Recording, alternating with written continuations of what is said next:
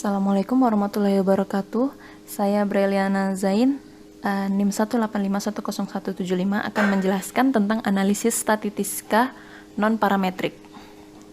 Nah, pengertian dari analisis statistika non-parametrik adalah yaitu uji statistik yang tidak memerlukan adanya asumsi-asumsi mengenai sebaran data populasinya atau belum diketahui sebaran datanya dan tidak perlu berdistribusi normal.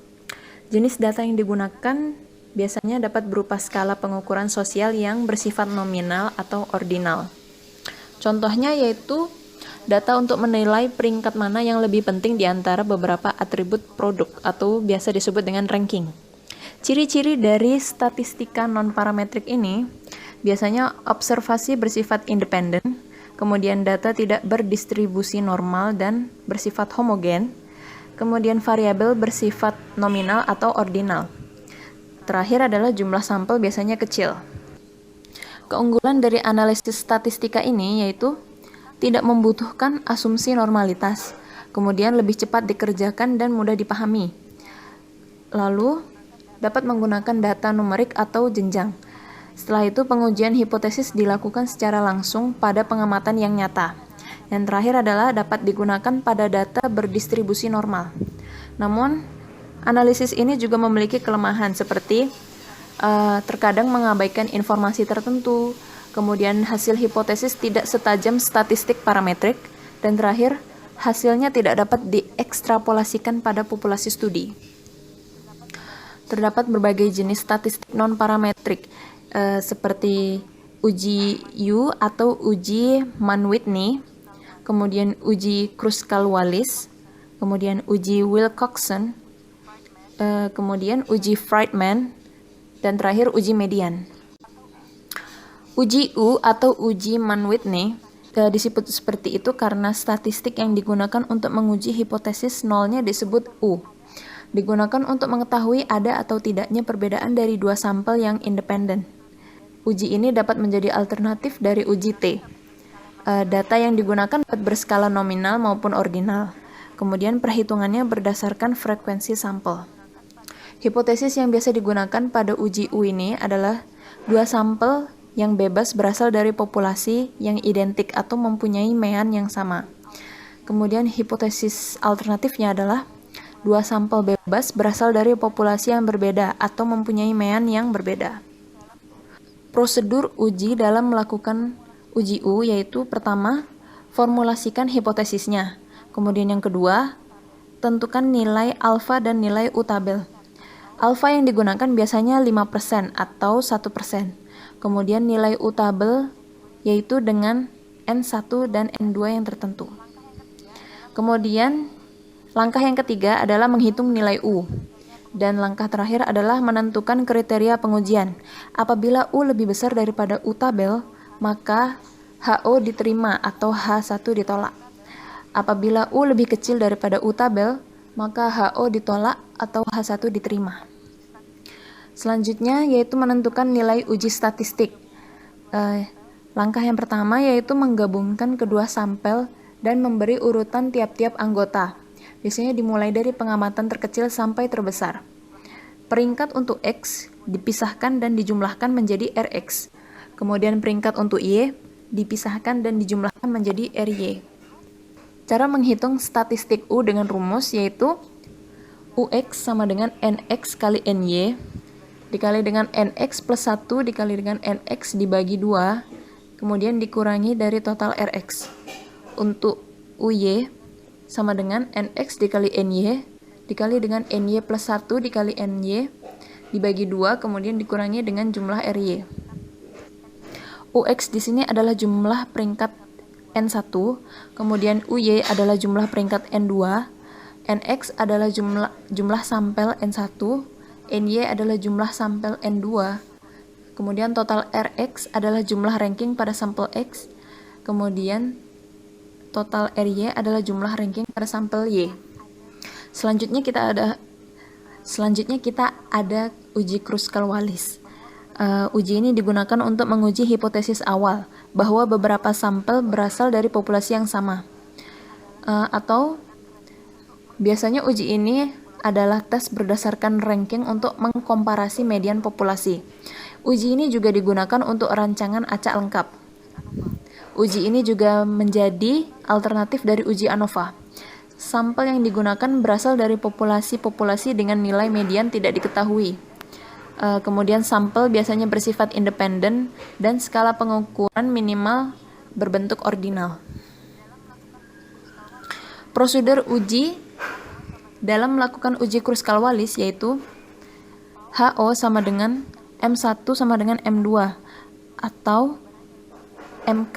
MK adalah populasi memiliki penyebaran yang identik. Kemudian H1-nya adalah MI tidak sama dengan MJ.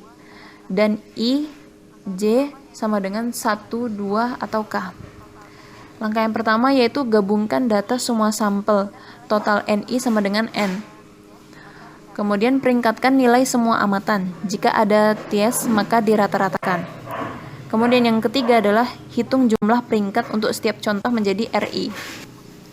Cara menghitung statistik uji dengan rumus yaitu H sama dengan 12 dibagi N dikali N tambah 1.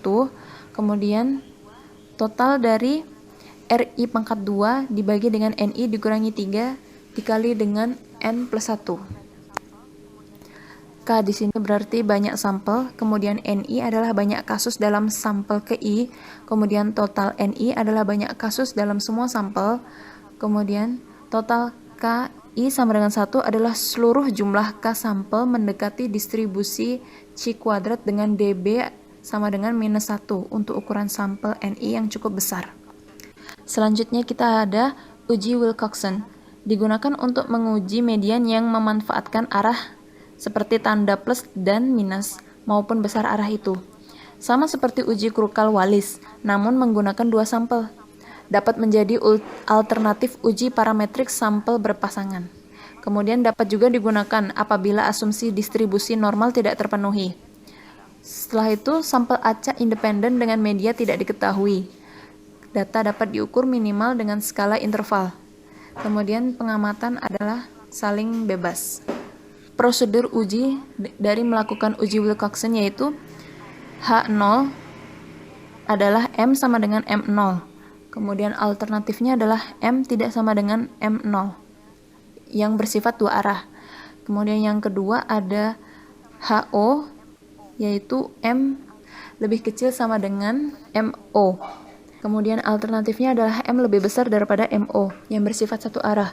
Kemudian yang ketiga ada HO yaitu M lebih besar sama dengan MO. Dan alternatifnya adalah M lebih kecil daripada MO yang bersifat satu arah.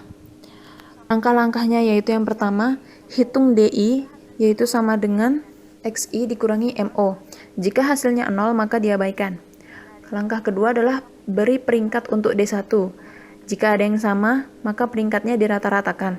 Kemudian yang ketiga, hitung jumlah peringkat dengan tanda plus dan diberikan tanda T plus, dan untuk minus diberikan tanda T minus. Dalam statistik uji, yang pertama T adalah T apostrof sama dengan min, T minus, dan T plus. Untuk yang kedua, T sama dengan T minus, kemudian yang ketiga adalah T sama dengan T plus.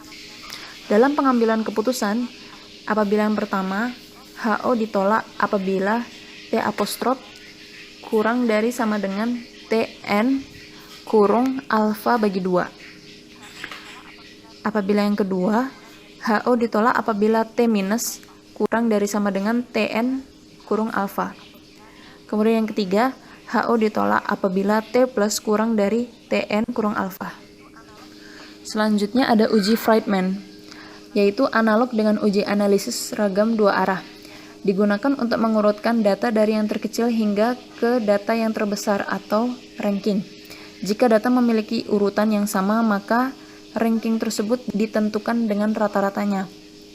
Data uji Friedman terdiri dari beberapa kelompok. Kemudian tidak ada interaksi antara kelompok dan perlakuan. Kemudian pengamatan di dalam kelompok dapat diperingkatkan berdasarkan besarnya. Dalam melakukan prosedur uji Friedman, HO sama dengan M1 sama dengan M2 dan seterusnya sampai dengan M. Kemudian H1-nya yaitu MI tidak sama dengan MJ, sedangkan I tidak sama dengan J. Langkah pertama yaitu peringkatkan setiap pengamatan pada perlakuan yang sama. Kedua yaitu jumlahkan peringkatnya tiap kelompok. Statistik uji yaitu XR kuadrat sama dengan 12 dibagi BK kurung K plus 1, kemudian jumlah dari K J1 dikali dengan B kurung K plus 1 dibagi 2 kuadrat. Setelah itu kita mencari W, yaitu XR kuadrat dibagi dengan B kurung K plus 1. Pada saat pengambilan keputusan, HO ditolak apabila W lebih besar sama dengan tabel W. Dan yang terakhir kita ada uji median.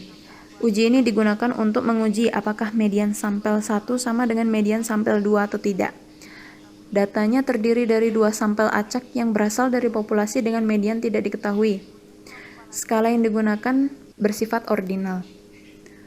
Kemudian 2 populasi dengan bentuk yang sama. Dalam melakukan prosedur uji median, HO sama dengan MX sama dengan MY. Kemudian H1 sama dengan MX tidak sama dengan MY. Langkah yang pertama yaitu gabungkan data sampel X dengan Y. Kurung N1 plus N2 pengamatan. Dapat dilihat dari tabel di bawah ini, dapat diklasifikasikan sampel X dengan Y-nya ya.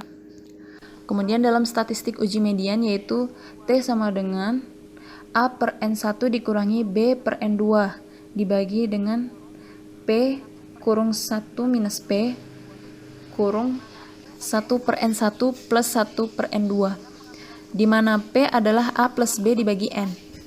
Dalam pengambilan keputusan, HO ditolak apabila T lebih besar sama dengan Z tabel.